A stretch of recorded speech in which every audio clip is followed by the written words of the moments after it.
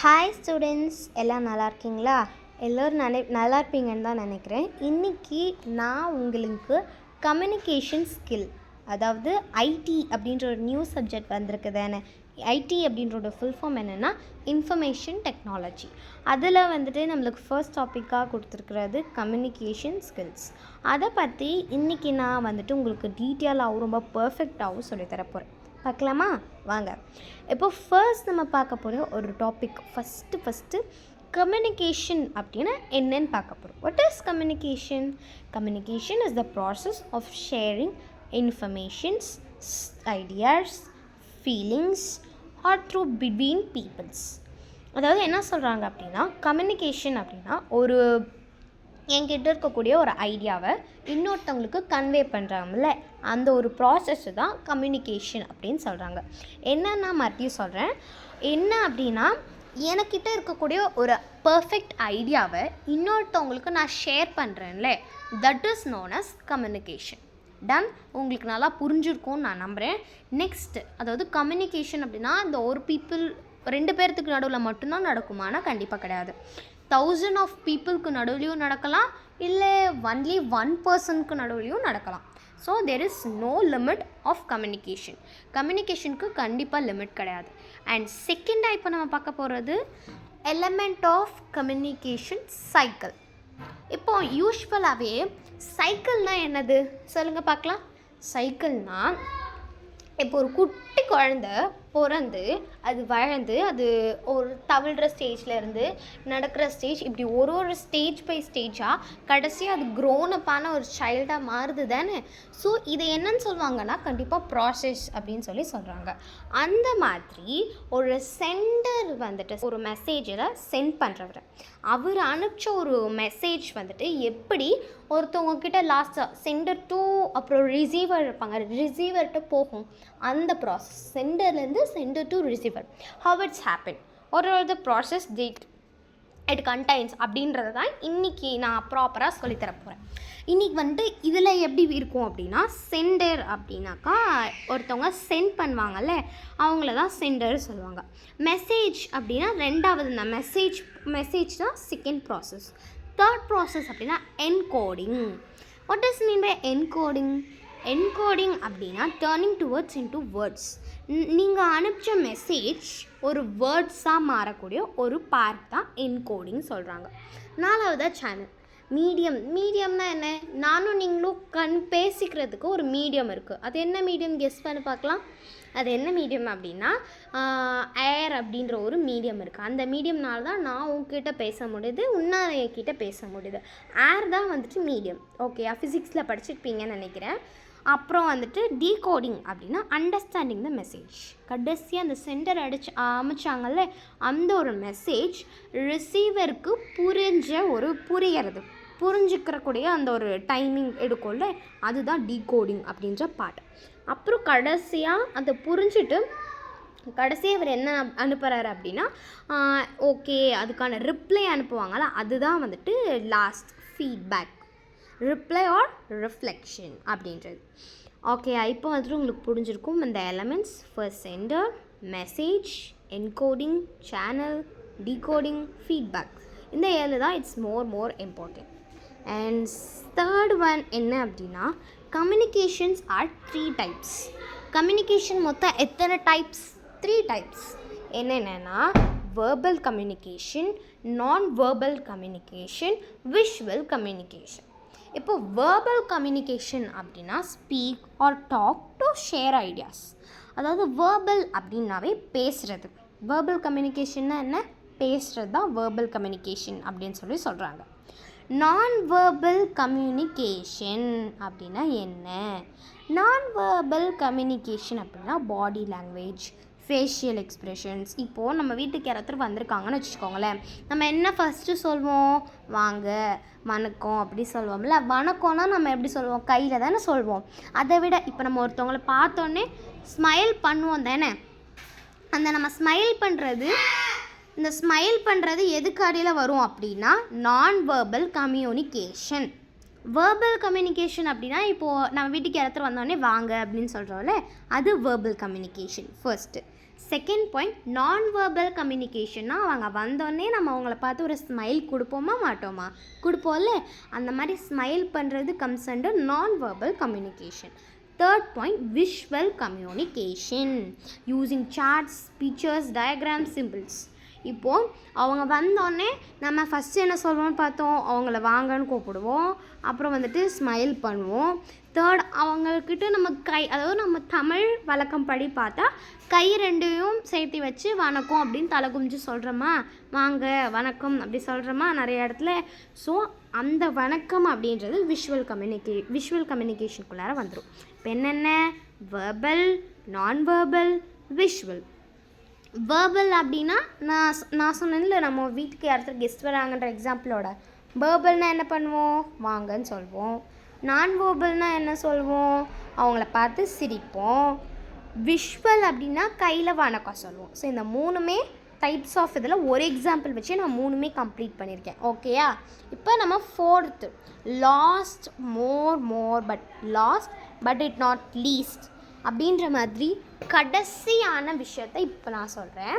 Just நல்லா listen பண்ணிக்கோங்க. This is not a last topic, but இன்னைக்கு டே 1 அப்படின்றதுனால, இந்த கம்யூனிகேஷன் ஸ்கில்ஸோட டே 1 சாப்டரோட டே 1ன்றதால I am just took it as simple and easier. So இதை நீங்கள் வந்துட்டு லாஸ்ட்டாக பார்க்க போகிறது. Fourth one is nothing but 7 C's. என்னென்னா 7 C's ஆஃப் கம்யூனிகேஷன். என்னது 7 Cஸ்னால் என்ன, இதுக்கு ஏன் வந்துட்டு 7 C's அப்படின்னு பேர் வந்திருக்கு. நிறையா பேர் கேட்பாங்க, இதுக்கு ஏன் 7 C's, what is the name, ஏன் இதுக்கு வந்துட்டு 7 Cஸ்ன்னு கொடுத்துருக்காங்க, இட்ஸ் லைக் ஏன் வந்துட்டு அது கொடுக்குறாங்க அப்படின்னு நிறையா பேர் கேட்பாங்க. 7 C's அப்படின்றதுக்கு ரீசன் என்னென்னா, இதில் மொத்தம் எத்தனை இருக்குது, எண்ணி பாருங்கள். 1 2 3 4 5 6 7. ஸோ 7 இருக்கா, இதனால தான் வந்துட்டு 7 Cஸ்ன்னு நேம் கொடுத்துருக்காங்க. இது ஃபர்ஸ்ட் பாயிண்ட்.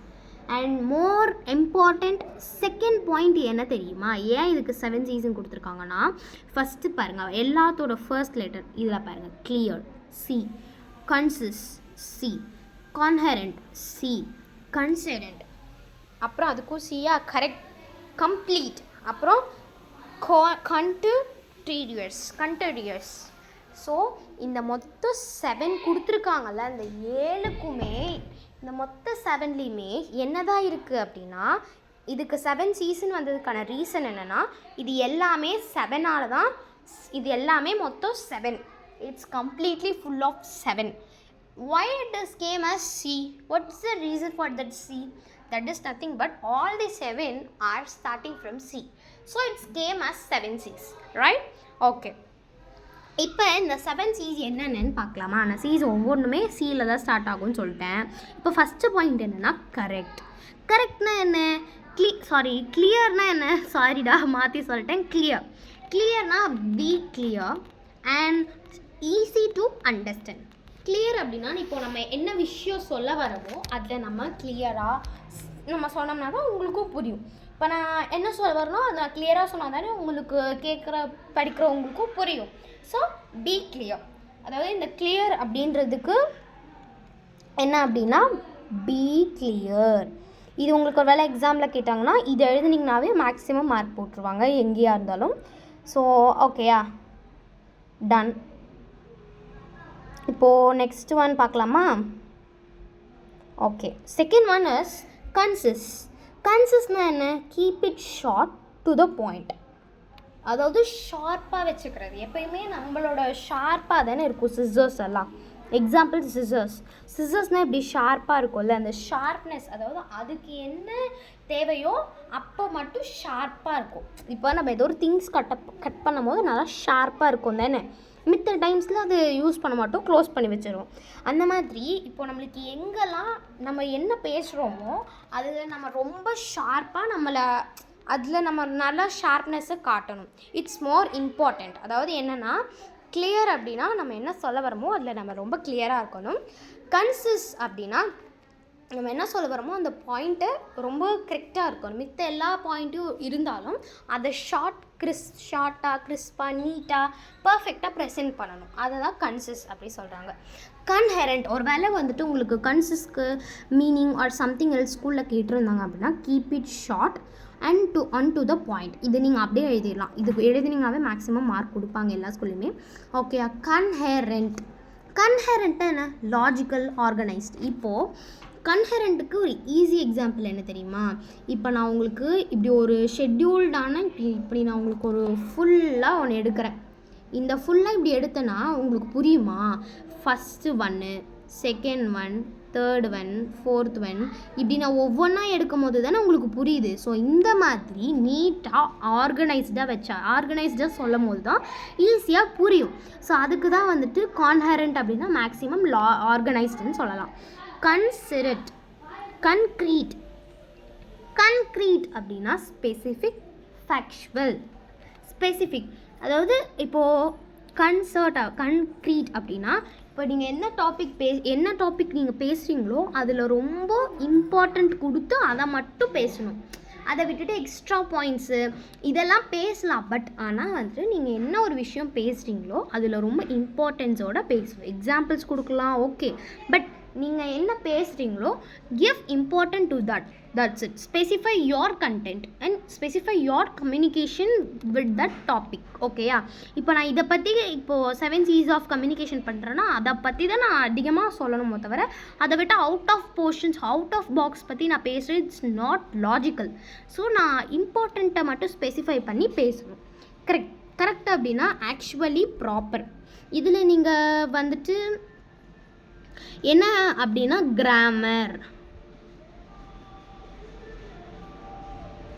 கிராமர், அப்புறம் வந்துட்டு ஆக்சுவலாக சொல்ல போனோன்னா எரர்ஸ். அதாவது எரர்ஸ் இருக்கக்கூடாது. கரெக்ட் அப்படின்னா நத்திங் பட் எரர்ஸ் எதுவும் இல்லாமல் பண்ணுறது. இப்போது நான் அதாவது கரெக்டாக நம்ம பேசுகிறோம் அப்படின்ற போது அந்த நம்மளுக்கு எரர்ஸ் எதுவுமே இருக்கக்கூடாது. கிராமர் எரர்ஸ் இருக்கக்கூடாது. செகண்ட் பாயிண்ட் கிராமர் எரர்ஸ் இருக்கக்கூடாது. அப்புறம் ஸ்பெல்லிங் எரர்ஸ் இருக்கக்கூடாது. அதெல்லாம் இல்லாமல் ப்ராப்பராக சொல்கிறது தான் கரெக்டாக இருக்கிறது அப்படின்னு சொல்கிறாங்க. Complete, include all need info.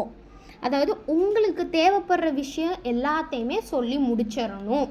இப்போது இந்த ஃபுல் வீடியோ நான் கேப்சர் பண்ணும் போது இந்த 4 கண்டென்ட்ஸ் நான் இது பண்ணணும், உங்கள்கிட்ட சொல்லித்தரணும் அப்படின்னா I need to complete all these 4 content in this video அப்படின்ற ஒரு டைம் லிமிட்டோடு அதை சொல்லி முடிக்கணும். That is known as complete. இந்த டைம்குள்ளார நீங்கள் கம்ப்ளீட் பண்ணணும் அப்படின்னு உனக்கு ஒரு ஸ்டாப் சொல்கிறாங்கன்னா அதெல்லாம் comes under what this only. And courteous அப்படின்னா ரெஸ்பெக்ட்ஃபுல் அண்ட் பொலைட். இப்போது கோர்ட்டியஸ்னால் ஒருத்தவங்க கிட்ட இப்போது நம்ம ஃப்ரெண்ட் கிட்டனா நார்மலாக பேசலாம். But if you came to your parents you need to be polite and respectful. அது மாதிரி ஒருத்தவங்கக்கிட்ட ஒரு மாதிரி நீட்டாக, ஆனால் வந்துட்டு எங்கே எப்படி பேசணுன்றதை நம்ம தெரிஞ்சு வச்சுட்டு பேசணும். அதுதான் கோர்ட்டியஸ் அப்படின்னு சொல்கிறோம். இப்போ நம்ம மொத்தம் 7 C'யுமே பார்த்து முடிச்சிட்டோம். ஃபர்ஸ்ட் என்ன, எப்பயுமே கிளியராக பேசணும். ரெண்டாவது நம்ம என்ன பேச வரோமோ அதில் நல்லா நம்ம கிளியராக இருக்கணும் அந்த பாயிண்டில். அண்ட் கான்ஹெரண்ட் அப்படின்னா என்னென்ன பற்றுமோ அதை வெல் ஆர்கனைஸ்டாக வச்சு நம்ம பண்ணணும். And concrete is nothing but specific. நம்ம என்ன பேசுகிறோமோ அதை ஸ்பெசிஃபிக்காக நல்லா அதை டீப்பாக அமர்த்தி சொல்கிறது தான் சொல்ல வரேன். கரெக்ட் அப்படின்னா proper spelling, proper grammar mistake இல்லாமல் சொல்கிறது. And complete including all needs info. என்னென்னலாம் முடிக்கணுமோ அது ஃபுல்லாக முடிக்கணும். அண்ட் கோர்ட்டியஸ் இஸ் நத்திங் பட் அது என்ன அப்படின்னா இப்போ நம்ம ஒருத்தவங்கக்கிட்ட ஒரு மாதிரி பேசுவோம்ல அது மாதிரி. இப்போ ரெஸ்பெக்ட்ஃபுல், பொலைட் இப்படி ஒட்டுக்கா ப்ராப்பராக இருக்கிறது தான் வந்துட்டு கோர்ட்டியஸ் அப்படின்னு சொல்கிறோம். ஓகே, இப்போது குட் கம்யூனிகேஷன் பெட்டர் லாங்குவேஜ். இது வந்துட்டு நான் உங்களுக்கு இந்த வீடியோக்கான ஒரு தாட் தான் சொல்லியிருக்கேன். குட் கம்யூனிகேஷன் பெட்டர் தாட்டிங், ரைட்? ஓகே, இப்போ நம்ம கிட்டத்தட்ட எல்லா 4 பாயிண்ட்ஸ் நம்ம பார்த்துருக்கோம். இந்த 4 பாயிண்ட்ஸில் you have any more doubts just comment it. I will be answering for your questions fast and more quickly. Done உங்களுக்கு நல்லா புரிஞ்சிருக்கும் நம்புகிறேன். Bye, thank you.